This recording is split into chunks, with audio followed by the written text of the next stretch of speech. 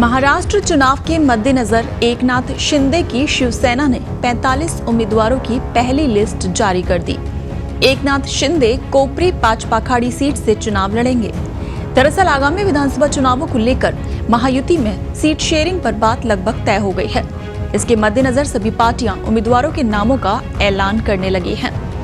सूत्रों के मुताबिक महायुति में बीजेपी 152 से 155 सीटों पर चुनाव लड़ सकती है। एकनाथ शिंदे के नेतृत्व वाली शिवसेना 70 से 80 और अजित पवार के नेतृत्व वाली राष्ट्रवादी कांग्रेस पार्टी के 52 से 54 सीटों पर अपने उम्मीदवार उतारने की संभावना है। एकनाथ शिंदे की पार्टी ने माहिम सीट से सदानंद शंकर सरवणकर को उम्मीदवार बनाया है। इस सीट से मनसे अध्यक्ष राज ठाकरे के बेटे अमित ठाकरे मैदान में हैं।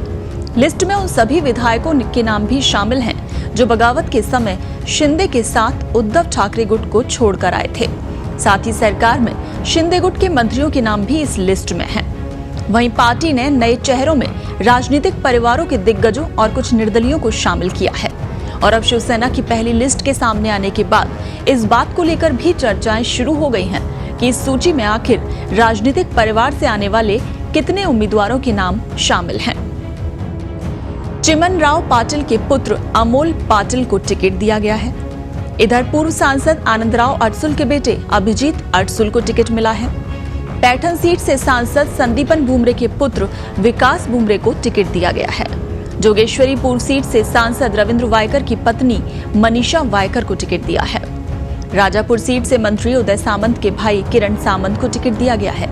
तो खानापुर सीट से दिवंगत विधायक अनिल बाबर के पुत्र सुहास बाबर को टिकट दिया गया है। महाराष्ट्र में 288 विधानसभा सीटें हैं।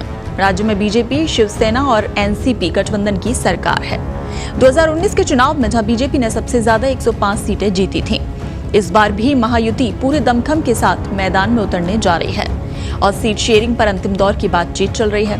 वर्तमान में बीजेपी के 103 विधायक हैं। शिवसेना के पास यानी शिंदे गुट के पास 40 और एनसीपी अजित पवार के पास 43 विधायक। ऐसे में बीजेपी राज्य में सबसे बड़ा दल है। महाराष्ट्र की 288 विधानसभा सीटों के लिए 20 नवंबर को वोट डाले जाएंगे और नतीजे 23 नवंबर को घोषित किए जाएंगे। पिछले चुनाव में बीजेपी को 105, शिवसेना को 56, एनसीपी को 54 और कांग्रेस को 44 सीटें मिली थी। हालांकि चुनाव के बाद शिवसेना एनडीए से अलग हो गई और उससे एनसीपी कांग्रेस के साथ मिलकर सरकार बना ली। शिवसेना के उद्धव ठाकरे मुख्यमंत्री बने। जून 2022 में शिवसेना में आंतरिक कलह हो गई और उसके बाद एकनाथ शिंदे ने पार्टी के 40 विधायकों को तोड़ दिया। एकनाथ शिंदे बीजेपी के समर्थन से मुख्यमंत्री बन गए। अब शिवसेना 2 गुटों में बंट चुकी है। शरद पवार की एनसीपी भी 2 गुटों में, शरद पवार और अजित पवार में बंट गई है।